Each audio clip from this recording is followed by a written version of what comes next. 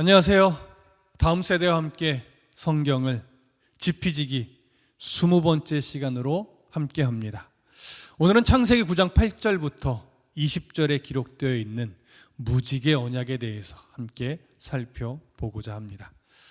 홍수는 끝났습니다. 노아와 그의 가족들은 방주에서 나왔습니다. 방주에서 나온 노아는 자신 속에 여전히 죄성이 있음을 깨닫고 두려운 마음으로 하나님 앞에 번제를 드렸습니다.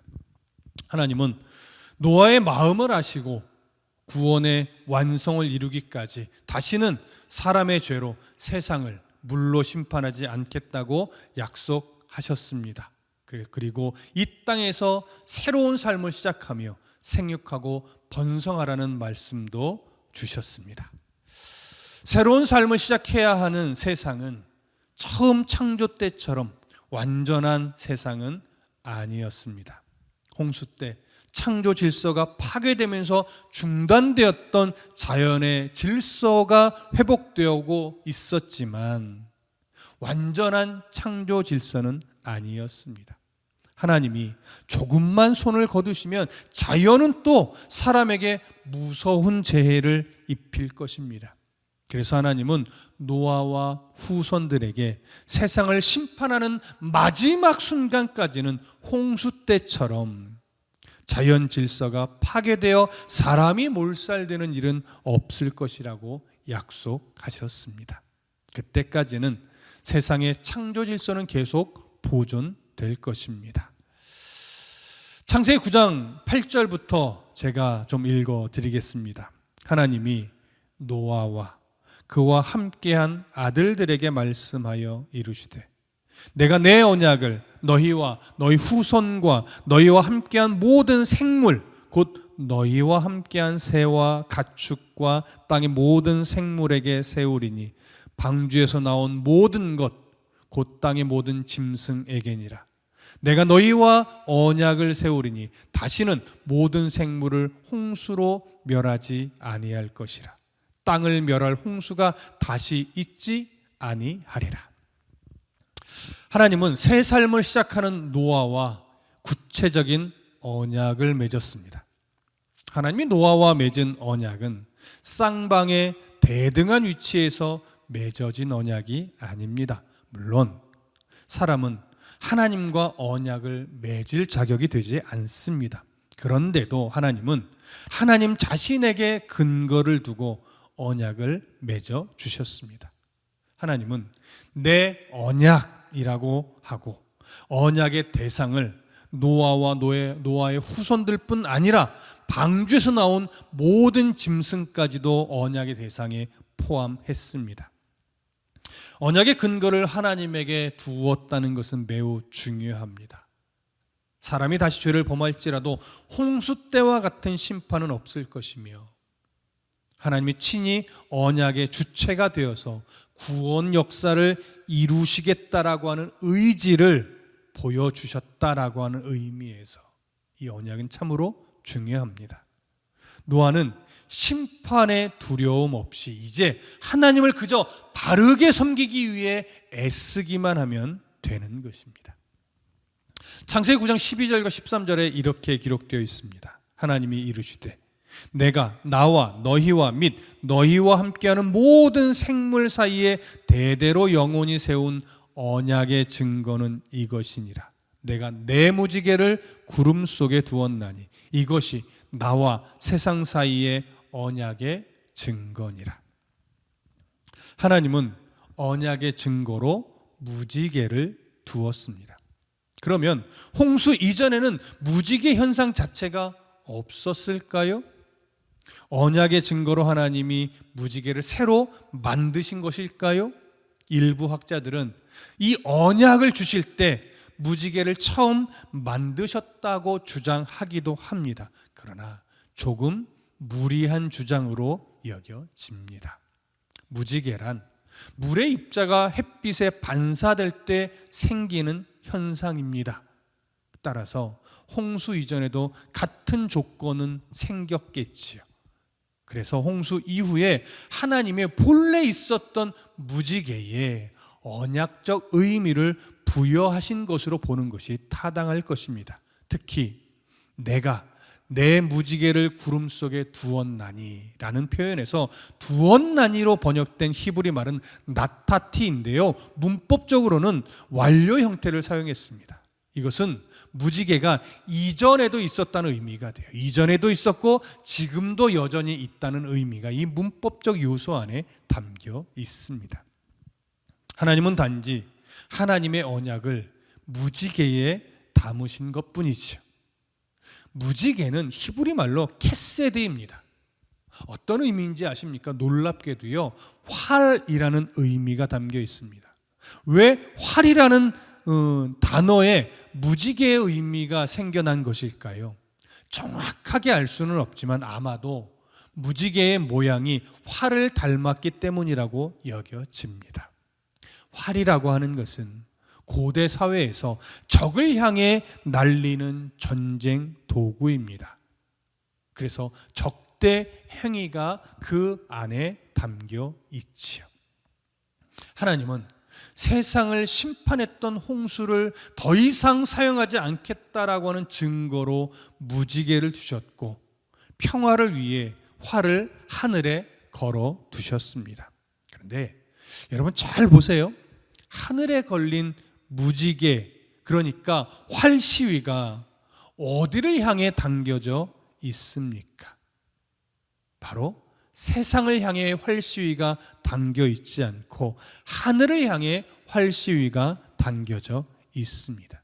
하나님이 활 시위를 하나님 자신을 향해 두신 겁니다. 이것을 두고 어떤 학자는 하나님의 자해라고 표현하기도 했습니다. 조금은 모순된 주장처럼 여겨지지만 하나님은요, 자신의 생명을 걸고 약속해 주셨다는 의미가 되는 거예요. 하나님이 활시위를 자신을 향해 두면서 언약을 맺어 주셨기 때문에 이 언약은 반드시 이루시는 언약인 거죠. 우리는 이 의미를, 활시위를 자신에게 두어 자신의 생명을 걸고 약속해 주신 이 모습에서 하나님이 예수 그리스도를 십자가에 내어주시는 그 모습도 발견을 합니다. 그래서 사람을 죽이지 않고 자신의 아들을 죽이기로 계획하신 그 의미가 무지개에도 담겨 있다고 보게 되는 겁니다. 무지개는 사람을 사랑하되 아들을 내어주시기까지 사랑하신다는 의미가 되며 하나님이 하나님 자신의 생명을 걸고 구원을 이루겠다는 의지를 보여주는 것이라고 말할 수 있습니다. 그래서 무지개는 우리를 향한 하나님의 자애라고 하는 그 학자의 주장도 우리가 동의할 수 있는 것이죠. 그러면 여러분, 무지개는 누구를 위한 것일까요? 물론 우리를 위한 것이면 틀림이 없지만 모세는 하나님이 하나님 자신을 위해 무지개를 두었다고 기록했습니다. 왜 그랬을까요? 모세는 내가 내 무지개를 구름 속에 두었나니 이것이 나와 세상 사이의 언약의 증거니라, 이렇게 13절에서 말씀 기록했고, 내가 나와 너희와 및 육체를 가진 모든 생물 사이에 내 언약을 기억하리니 라고 15절에 기록했습니다.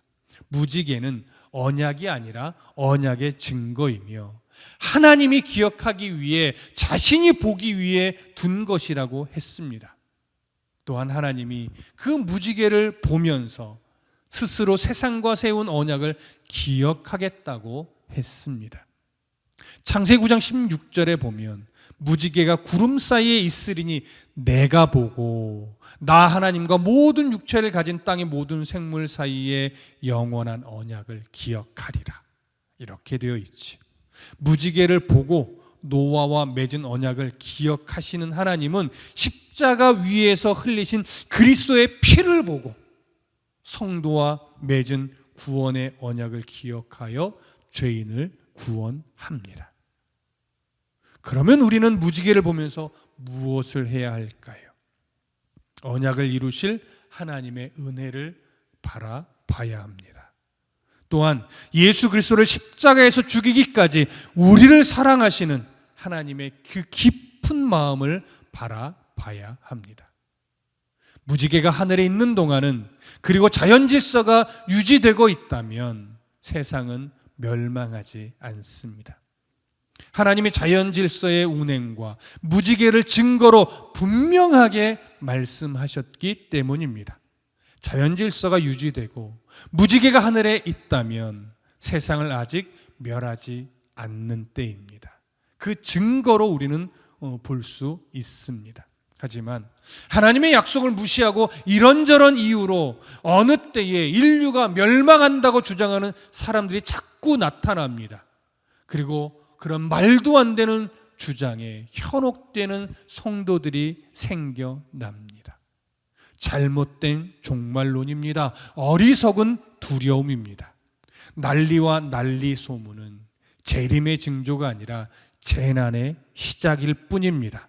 마태복음 24장 14절에 보면 이 천국 복음이 모든 민족에게 증언되기 위하여 온 세상에 전파되리니 그제야 끝이 오리라, 이렇게 예수님이 분명하게 말씀하셨습니다.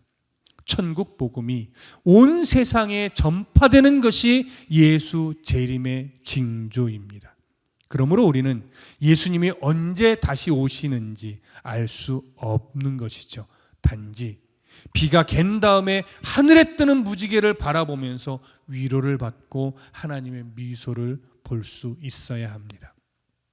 창세기 9장 17절에 보면 하나님이 노아에게 또 이르시되 내가 나와 땅에 있는 모든 생물 사이에 세운 언약의 증거가 이것이라 하셨더라.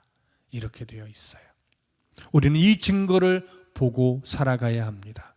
어그러진 종말의 외침을 두려워하지 마십시오. 우리를 두렵게 만드는 세상의 가치에 매이지 마십시오. 우리가 진정으로 두려워해야 할 것은 하나님의 언약을 믿지 못하는 나 자신입니다. 어리석은 두려움을 다 던져버리고 하나님의 은혜를 사모하며 하나님의 은혜 안에서 믿음의 성숙을 이루어 가기 위해 오늘도 어제처럼 애쓰며 살아가는 성도의 삶이 되시기를 간절히 소망하고 축복합니다. 고맙습니다.